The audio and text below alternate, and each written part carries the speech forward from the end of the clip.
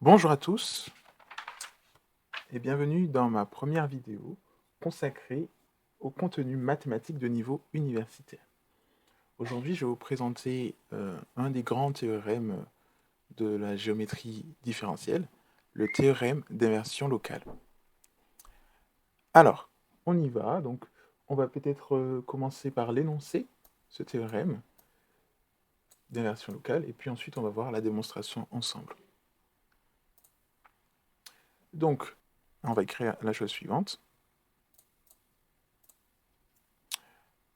Énoncer. Donc EF, deux espaces de Banach. Qu'est-ce que c'est que des espaces de Banach? Ce sont des espaces vectoriels normés complets. On prend U, un ouvert de E, et on va regarder, et là, une fonction f qui va de U, du coup,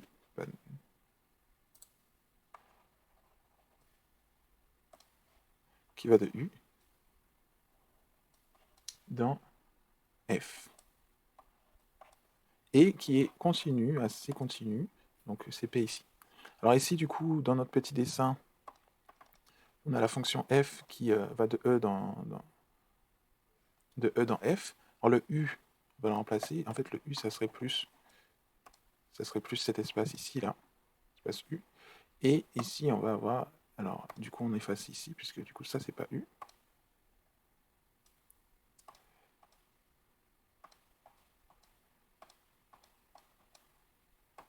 Et on va parler de deux petits espaces.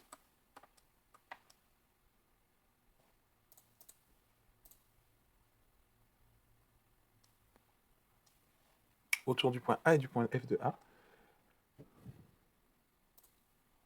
Ah, il faut le temps que je m'habitue avec mon outil. Donc, on prend un point A qui appartient à U. Et ce point-là, il respecte une condition telle que la différentielle de f en A, une application linéaire de E dans F, soit un isomorphisme. Okay, ça veut dire que c'est une application linéaire qui admet une réciproque qui est aussi linéaire. Une application linéaire continue. Hein. Alors, qu'est-ce qu'on peut dire?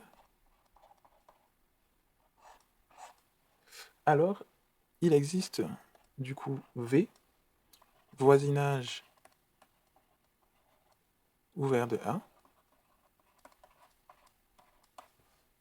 et W, voisinage ouvert de F de A, comme dans le dessin. Okay. Et tel que, en fait, si je restreins la restriction de l'application F à V, c'est ce qu'on appelle un difféomorphisme.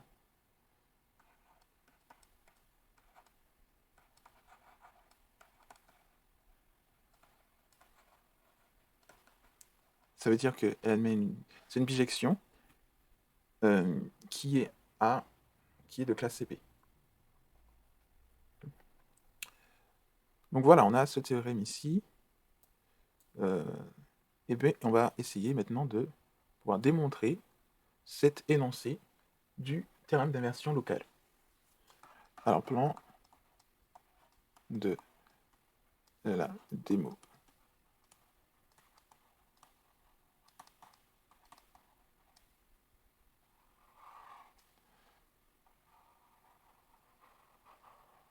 Alors, l'idée, c'est de pouvoir trouver, premièrement, une réciproque.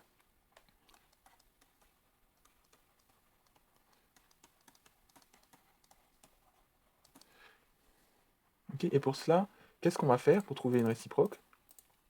En fait, on va s'attarder vraiment à ce qui se passe localement. Donc, on suppose que si on prend y près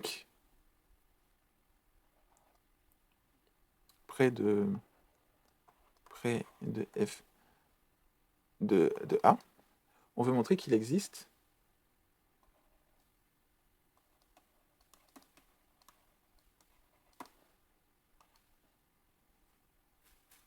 l'unicité, donc il existe une unique, l'unicité de son antécédent par f. Okay. Alors comment on fait ça? On va poser f de y, qui sera une fonction qui admet un point fixe unique. Okay. Et là, on va utiliser un des théorèmes forts des espaces de complets, comme ça, c'est les théorèmes concernant les points fixes. Donc, et l'unicité d'un point fixe avec une application contractante. Donc, une fonction qui admet un point fixe unique. Et ce point fixe là, donc un point fixe unique, on peut l'appeler x, x de y. Et ce point fixe là vérifie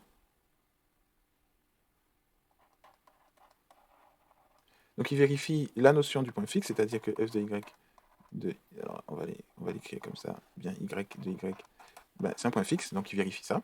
Et il va vérifier aussi que ben, c'est la solution de ce qu'on veut, c'est-à-dire que c'est la solution, c'est l'antécédent de y par la fonction f.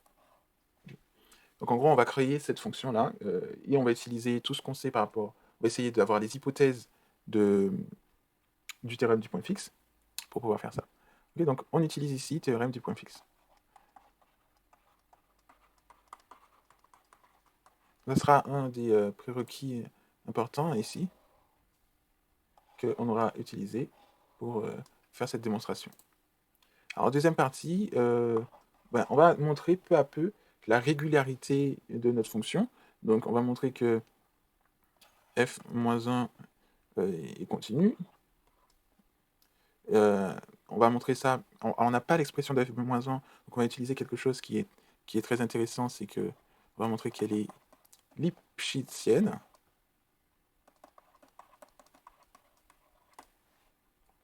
Je salue mon prof de maths de MPSI qui s'appelait Monsieur Lipsic. Et en passant, du coup, et l'utilisation de l'IAF, évidemment, pour donc l'IAF.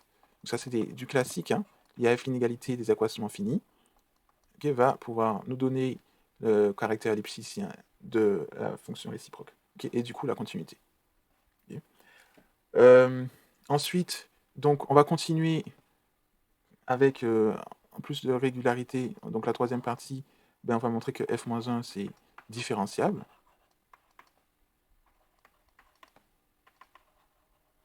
Et ça, on va utiliser un lemme important.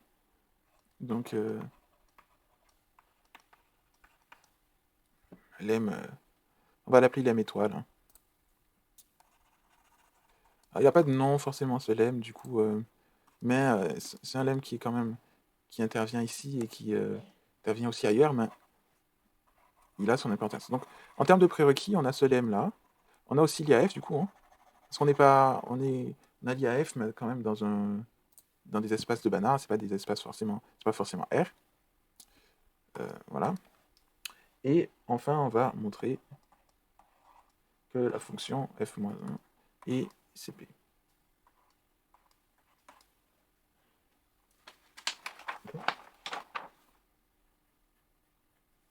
Et là, on va utiliser quelque chose qui est lié aussi aux espaces de Banach. C'est l'application qui va de l'application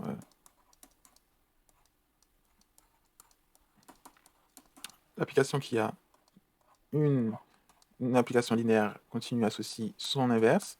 Alors du coup, ici, là, on se passe sur un ouvert de cet espace, qui est aussi un espace de qui est aussi un espace de Banach, hein, parce que F, l'espace d'arrivée, est un espace de Banach. Donc, en gros, on se place sur les fonctions, les applications linéaires bijectives et continues, qui est un ouvert en fait des applications linéaires, et on veut montrer que du coup, ça c'est continu.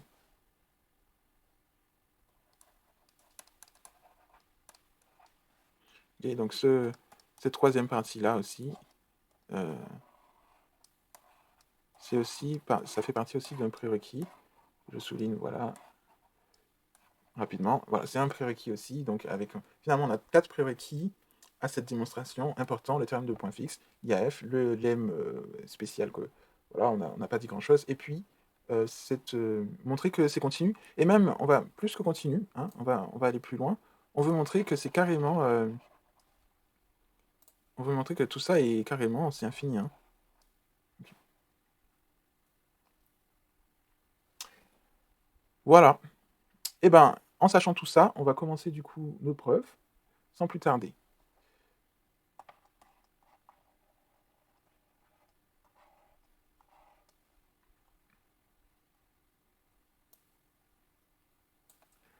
Alors, on va prendre y appartenant à f, comme on a dit, et on va regarder la fonction grand F de y, qui est une fonction qui va de u dans e, et qui a x associe... Alors, je vais juste réécrire pour que tout le monde on puisse très bien voir sur le... qu'on puisse voir correctement.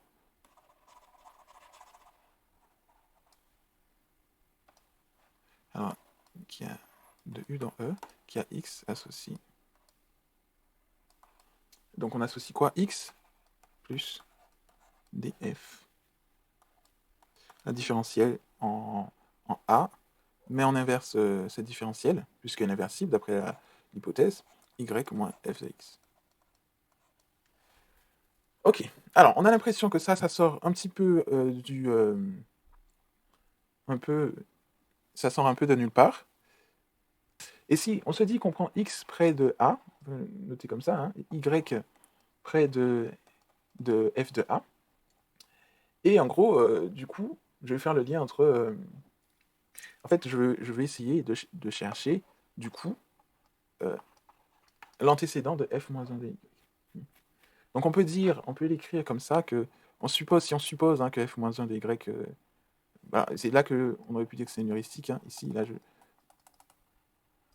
en vrai, je dis heuristique, mais je ne sais pas vraiment qu'est-ce que ça veut dire trop particulièrement. Okay. Mais je dis juste, on suppose que la réciproque existe, elle ressemblerait à quoi? Donc on suppose aussi que f moins 1 est différenciable, et ça va me donner ça, du coup, si f moins 1 est différenciable, ça va donner que c'est f moins 1 de x, okay, plus la différentielle de f moins 1 appliquée à f de x, fois y moins f de x, et plus un petit taux de y moins f de x.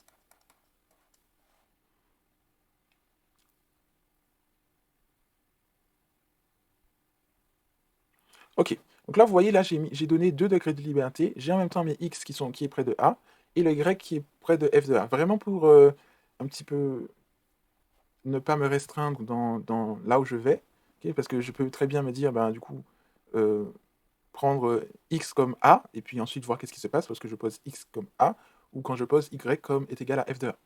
Évidemment, je ne vais pas faire les deux en même temps, sinon ça ne va pas nous ramener à grand-chose, mais je dissocie ce qui se passe en a et ce qui se passe en f de a, pour un petit peu avoir de la marge dans ce que je veux faire, et parce qu'en fait, je ne sais pas où je vais vraiment. Et du coup, on continue, ça me donne x, donc f-1 appliqué à f en x, ça me donne bien x. Pourquoi j'écris ça? C'est par rapport à ce qu'on m'a donné comme fonction, mais en vrai, j'aurais pu essayer de voir en fait que ici, on va utiliser le côté quand même, le côté C1 de la fonction f. Alors évidemment, hein, alors on l'a pas dit, mais quand je mets ici, là, c'est p, ici mon p il est plus grand que 1. Plus grand ou égal à 1, sinon ça n'a pas trop de sens. Donc on essaye d'utiliser ici, du coup, le caractère C1 de notre fonction f, en écrivant ça comme ça, et vous allez voir, on va voir un petit peu tout apparaître d'un coup, c'est ce qui est bien. Donc là, ici, je remets ma différentielle ici de f moins 1, la différentielle de a de f, l'inverse de cette différentielle, en a, qui est exprimée en, évaluée en y moins f de x, et je ferme. Okay, plus petit o de y moins f de x. Alors qu'est-ce que j'ai fait là? J'ai juste mis ce terme-là, et ensuite je l'ai enlevé. Okay, comme on fait dans beaucoup de démonstrations. Des premières démonstrations, on fait ça. Où on met quelque chose pour l'enlever après, c'est lorsqu'on veut démontrer les formules générales pour les polynômes de second degré avec la formule canonique. Voilà, ça m'a fait penser à ça. Mais voilà, on fait ça beaucoup en analyse, en mathématiques. On met ce qu'on veut et on l'enlève ensuite, et on voit qu'est-ce qui se passe. Donc voilà. Et puis ça, en fait, ce qu'on veut montrer, c'est que ici, tout ce qu'on aura, du coup, à partir de là, ça sera négligeable. Okay. Donc ça, c'est négligeable. Et puis ça, comme dit, comme on peut se dire, du coup, que la différentielle de f, f-1 en fx, c'est la différentielle de f de x moins 1. Et du coup, on a le lien, comme x est près de a, et du coup, et que comme on a dit, hein, on va utiliser ça tout à l'heure, que l'application qui a une application linéaire associée, inversible associe son inverse, et aussi continue. Donc ici, on aura quelque chose qui sera du petit o à cause de la continuité, justement, de ces applications. De l'application inverse et l'application des différentiels, la différentielle de f. Ok. Et voilà, du coup, on a à peu près que tout ça pour conclure que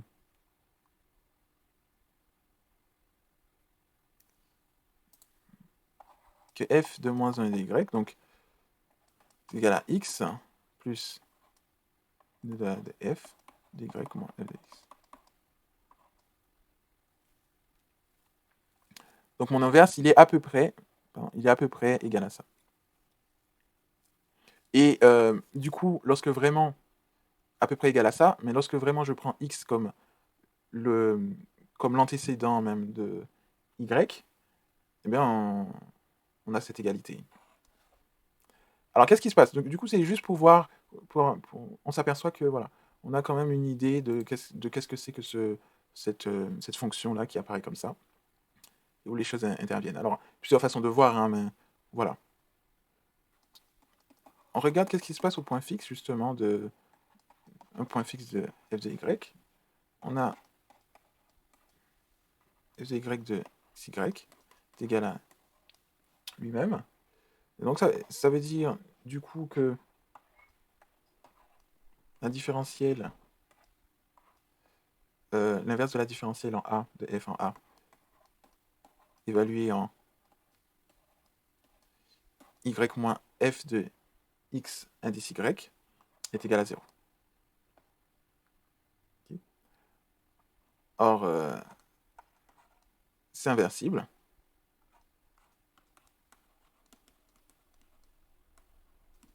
Du coup, eh bien, y moins f de x indice y est égal à 0. Je mets juste y est égal à f. Okay. Donc on a bien ce qu'on voulait, je vous rappelle. Hein. Donc ce qu'on voulait, c'était de faire le lien. Le point fixe, c'est bien la solution de un antécédent de y. Et pour l'instant, on ne sait pas qu'il est unique, mais en tout cas, c'est bien un antécédent. Maintenant, on peut calculer aussi la différentielle en a de f de y, indice y, et on voit que ça nous donne identité moins la différentielle de f en a de f fois la différentielle composée avec la différentielle de a en f, ce qui nous donne 0. Okay. Donc la différentielle est nulle. Okay. Et on peut dire qu'il existe R, finalement, tel que la différentielle de f de y évaluée en x est inférieure à 1,5 pour tout x dans un rayon de R de A, okay, dans la boule de centre A et de rayon R. Okay. Et ça, c'est pourquoi? C'est parce que f de y est C1. Okay. Et c'est... Oui. Et alors, c'est 1, mais oui. Et c'est 1, parce que justement, je vous rappelle, hein, l'expression de f de y, okay, il y a du x, donc il y a l'identité, il y a une différentielle qui est inversée, qui est linéaire, une application continue, une application continue, et en plus on a y moins f de x, donc le f il est C1, donc du coup le tout est C1. Okay. Donc, l'application, donc ce qui restreint la régularité de la fonction f de y, quand f de y, c'est bien le f, hein, donc c'est CP même. L'application linéaire, elle est linéaire, donc il n'y a pas grand-chose. Et l'identité aussi, c'est linéaire, donc voilà.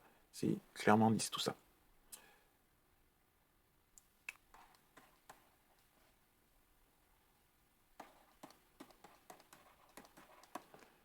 f de y est contractante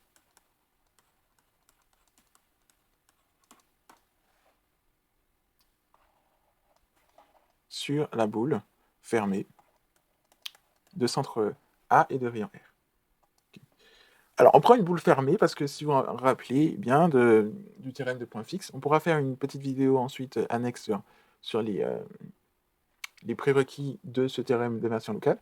Mais pour le théorème du point fixe, on a besoin d'être dans un espace complet. Okay. Et donc, je suis déjà sur U, c'est un ouvert d'un espace complet. Donc, si je veux être sur un espace complet, il me faut un fermé d'un espace complet et complet. Et donc, je prends cette boule fermée de rayon A, de rayon R et de centre A. Okay, maintenant, le but, ça va être quoi? Ça va être de montrer...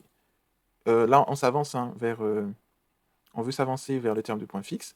On a déjà montré que f de y est contractante sur la boule fermée. Et on veut montrer maintenant qu'on a que f quand f de y se plonge dans l'ensemble de départ. Donc dans la boule aussi. Donc on veut montrer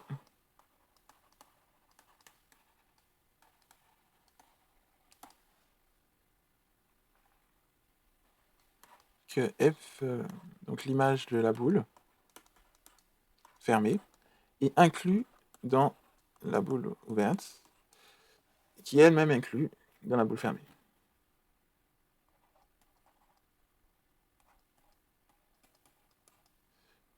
Ok, alors je vais laisser ce... Alors pourquoi je veux montrer que je suis inclus dans la boule ouverte? C'est important parce que, alors comme j'ai le terme de point fixe, il s'utilise sur des espaces complets, donc on prend une boule fermée, mais nous, ce qu'on veut montrer, on veut montrer une bijection entre deux espaces ouverts. Et c'est pour ça qu'il nous est important de montrer que, finalement, la boule, on peut l'injecter, on peut pas l'injecter, mais c'est l'image de la boule est dans de la boule fermée et dans la boule ouverte. Okay. Ça va être important pour la suite par rapport à, justement, cette histoire d'ouvert U et W qui sont deux ouverts. V et W, pardon. Deux ouverts. Alors, donc en fait, on veut essayer d'évaluer ces ouverts. Donc, soit X appartenant à la boule fermée à R. Qu'est-ce qu'on a? On veut regarder du coup, on va regarder quoi? On va regarder justement la distance à A de l'image de X par grand F de Y. Okay. On va utiliser ce qu'on sait mieux faire dans ces cas-là, c'est les inégalités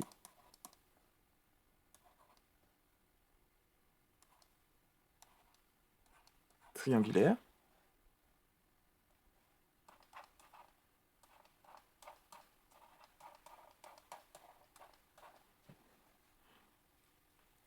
Okay. On utilise l'IAF ici, puisqu'on est effectivement dans le cas où X est dans la boule. Donc on a bien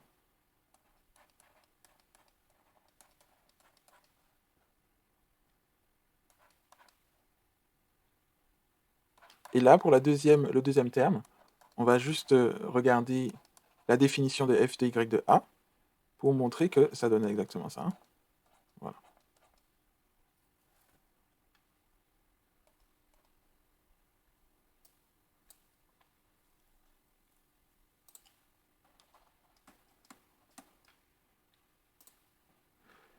Et du coup, on continue, hein. On continue du coup, x moins a, donc c'est dans une boule, la boule de rayon R. Et on a en plus que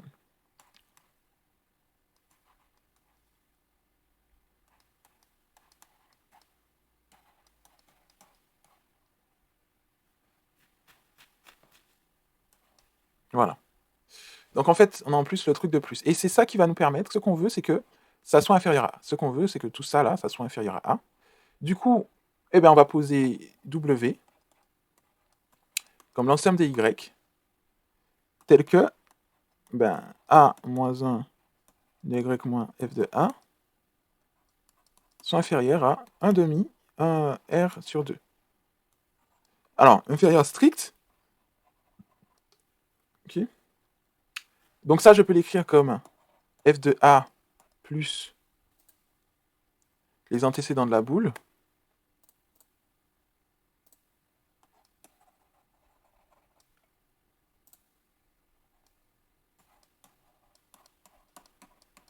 ouverte. Okay. Donc on a bien A-1, c'est continu.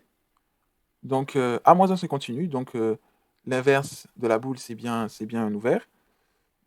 Et j'ai juste une translation par F de A.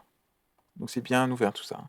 Donc, et bien un voisinage de F de A aussi.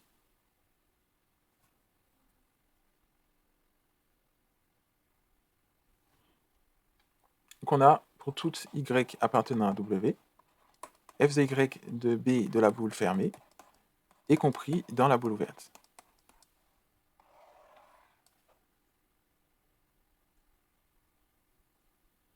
Alors s'il faut noter les choses, on aurait A ici, on aurait B ici peut-être. Hein, voilà.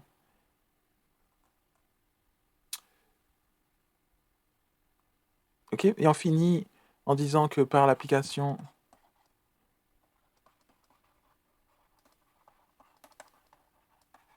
du théorème du point fixe,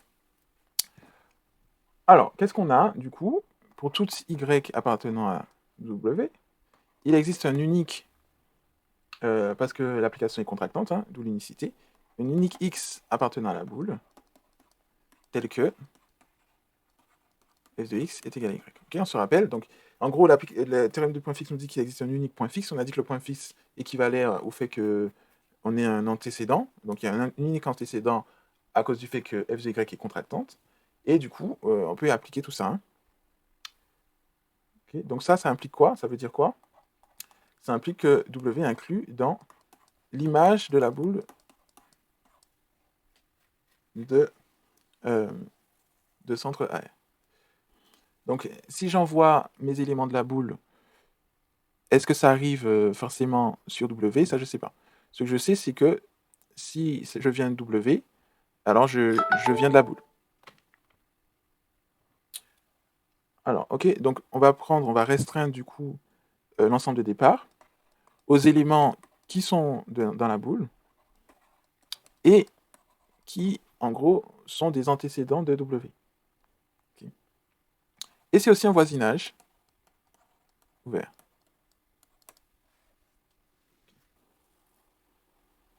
Ok, le fait qu'on ait dit que f de y, ça va dans la boule ouverte, ça implique que les points fixes, alors peut-être c'était pas, je ne l'ai pas précisé et que c'était pas clair, mais quand on écrit ça sur les boules ouvertes, boules fermées, on en a discuté un petit peu, mais ça implique que la boule, les points fixes sont dans la boule ouverte, puisque la boule ouverte est inclue dans la boule fermée.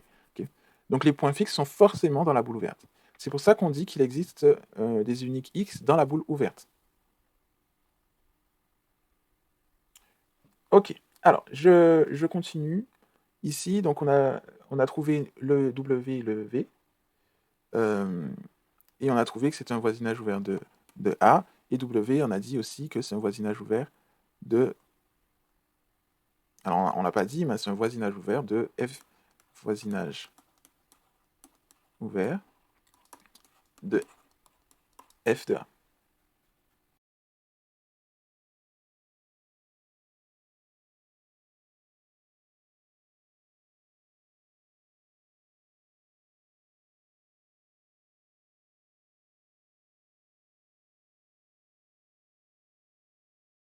dans cette deuxième partie, où on veut montrer la continuité.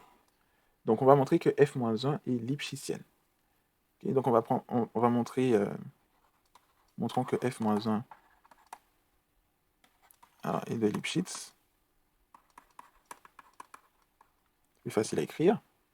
Donc on prend x, y, x et x' appartenant à V et y, y' appartenant à W, tel qu'on est f de x est égal à y et f de x' est égal à y'. Okay. Qu'est-ce qu'on veut montrer? Si on veut montrer que f-1 est f-1 est Lipschitzienne, on veut montrer qu'il existe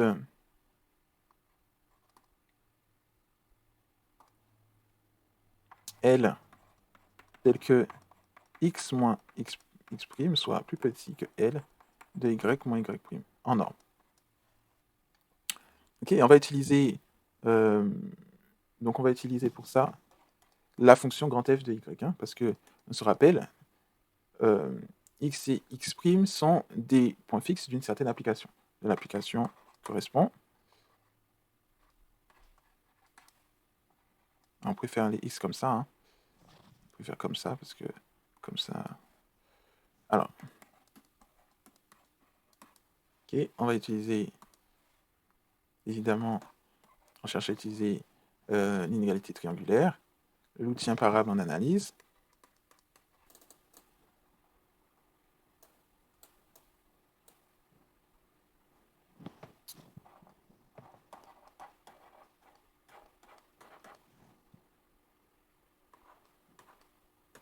Donc l'IAF, on utilise l'IAF maintenant.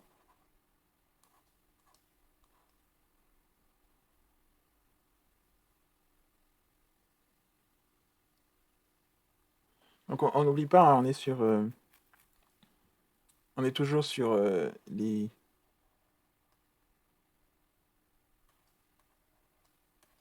boules. On est sur quelque chose de plus petit que la boule qu'on avait prise au départ. Hein. Donc,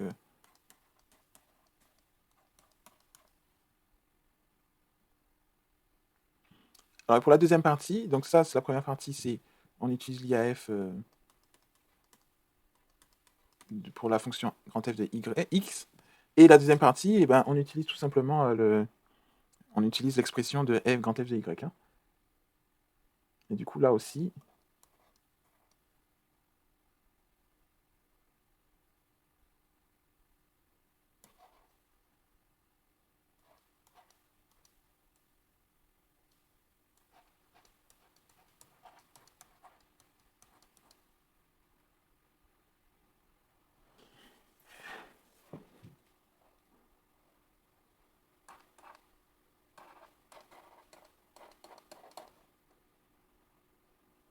okay, et puis ça,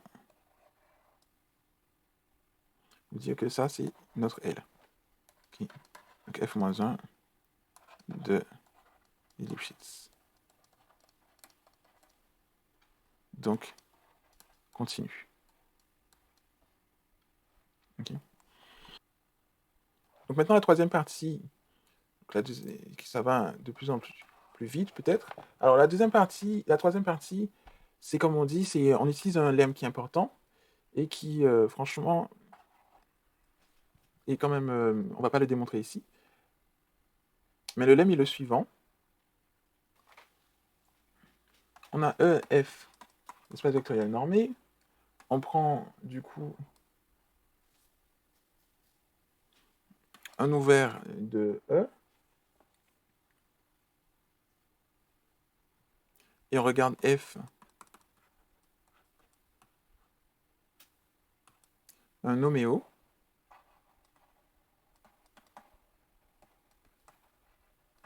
Ça veut dire qu'il admet une réciproque qui est aussi continue.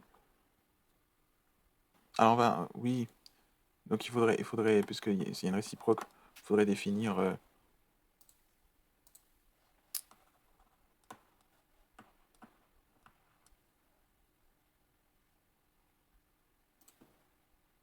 F qui va d'un ouvert à un autre, homéomorphisme. Et on a que si on a un point A, dans l'ouvert évidemment, tel que f est différenciable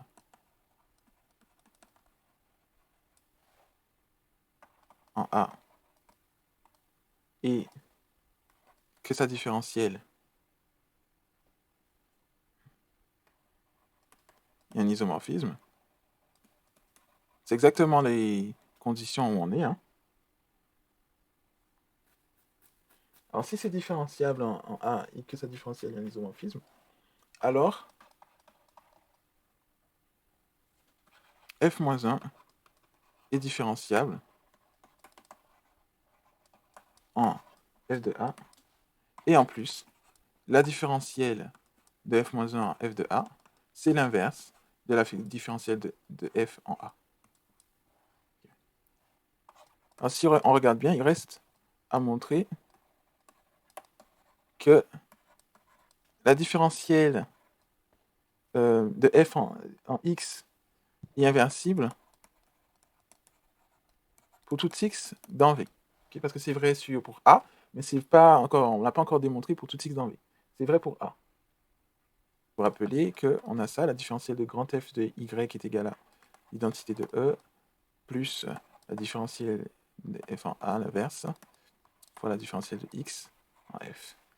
Et bien ça, en fait, on va pouvoir écrire la différentielle de f en x comme la différentielle de A en f composée avec la différentielle de x f de y moins l'identité de E.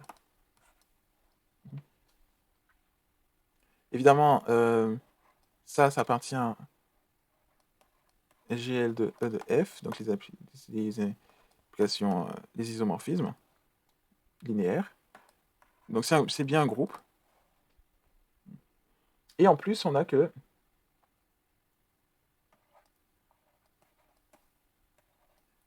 la différentielle sur E, elle est plus petite que 1 de f de y, et que les applications linéaires, les endomorphismes linéaires de E, donc ça c'est un endomorphisme linéaire de E, c'est un espace de Banach, okay, parce que E... Alors clairement là, c'est là qu'on voit pourquoi on a besoin que les deux soient un espace de Banach, parce que pendant tout le long, ce qui nous importe, c'est que l'espace d'arrivée soit un espace de Banach pour que l'application, l'ensemble E de f soit un espace de Banach. C'est f qui doit être un espace de Banach. Mais là, à ce moment-là précis de la démonstration, vous voyez qu'on a besoin aussi que E soit un espace de Banach pour que ça marche, puisqu'on a ce lemme-là aussi, qui est un petit peu plus facile. Alors je ne l'ai pas mis comme prérequis parce que finalement, on peut l'expliquer un petit peu rapidement, et du coup, ça va nous... Voilà. Donc on a en fait que si on a la différentielle de f de y en x en norme est inférieure à 1, on a que L de E, donc cette différentielle appartient à L de E, un espace de Banach, alors on a ça. Parce que c'est inversible. Alors pourquoi? Parce que lorsqu'on va faire la somme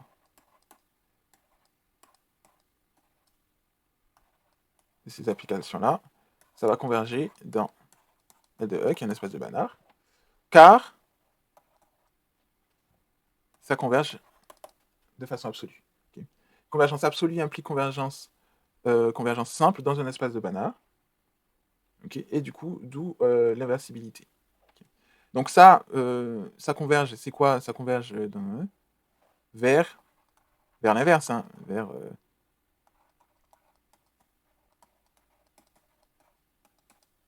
Okay.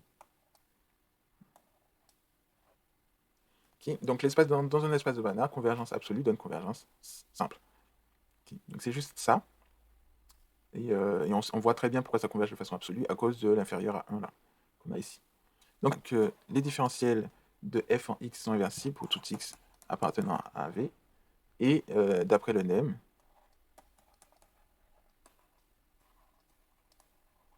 étoile, okay, f-1 est différenciable sur V.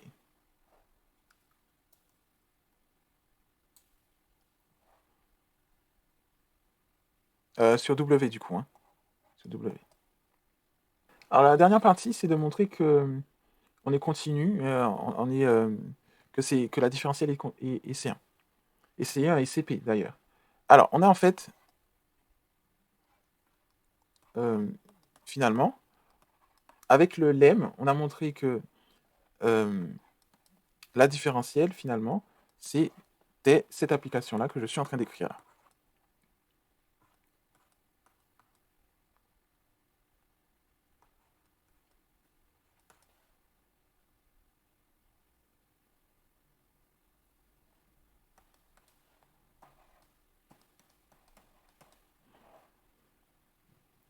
Ok, donc ça, cette grande application-là que je suis en train d'écrire, c'est la différentielle de f-1, ok, qui va de W dans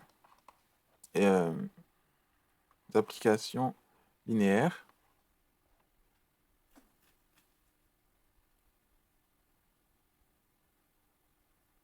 de f dans W, dans E.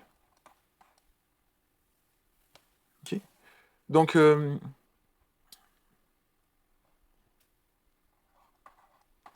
et donc on va voir en fait que chaque partie là, elle est bien comme il faut. Donc la première partie c'est f-1, la deuxième partie c'est df, et la troisième partie donc c'est l'inverse. L'inverse, c'est le deuxième. Donc on a que f-1 df et l'inverse sont continus. Donc df-1 est continu et f-1 est C1.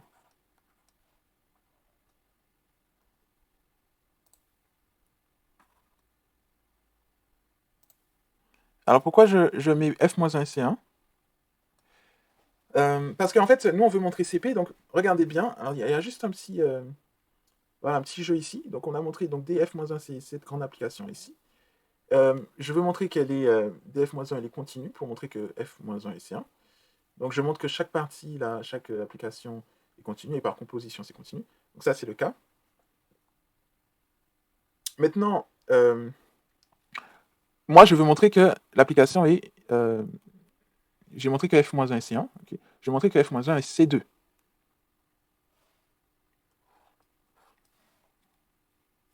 Donc, je sais que f-1, df et l'inverse sont C2, sont C1. Je viens de montrer que f-1 est C1. Donc, je viens de montrer que df, je sais que df est C1 parce que f est CP. Okay. Alors, on suppose que si P est supérieur à 2, alors df, si P est supérieur à 2, alors df est C1. Okay, tout le monde est d'accord avec ça. Et du coup, on aura quoi ? Ben, que df-1 est aussi C1. Donc, f-1 est C2. Okay. P, et ainsi de suite. Quand on aura P est supérieur à 3, okay, on aura f-1, il est C2. df, je sais qu'il est C2 parce que P est supérieur à 3. Et l'inverse, quand je parle de l'inverse, j'espère que je ne l'ai pas précisé, mais je parle du dernier prérequis qu'on a vu, c'est-à-dire l'application de E dans F dans qui va de E dans F dans E dans F, qui a T associe T-1, son inverse. Okay. Et on a dit que c'est infini. C'est de cette application-là que je parle.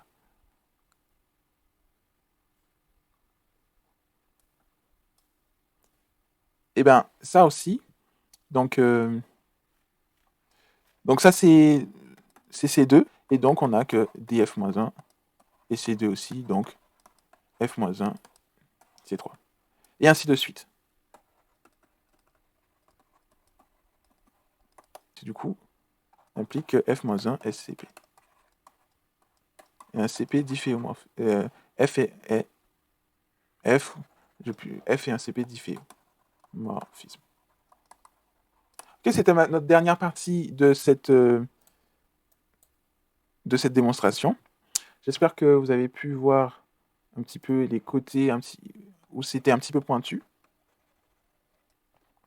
en termes de précision, hein. Donc le but, c'est vraiment de non seulement voir, d'avoir le plan de la démonstration en tête, qui est important, mais de voir là où vraiment il y a les petites subtilités de démonstration et là où finalement,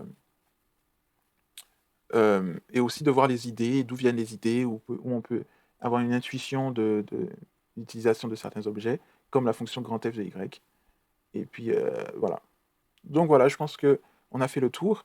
Peut-être une prochaine vidéo sera peut-être d'aborder ces prérequis du terme du point fixe, l'IAF et le lemme étoile on n'a pas vu, et aussi justement le caractère assez infini de la fonction qui a t associé t-1. Voilà.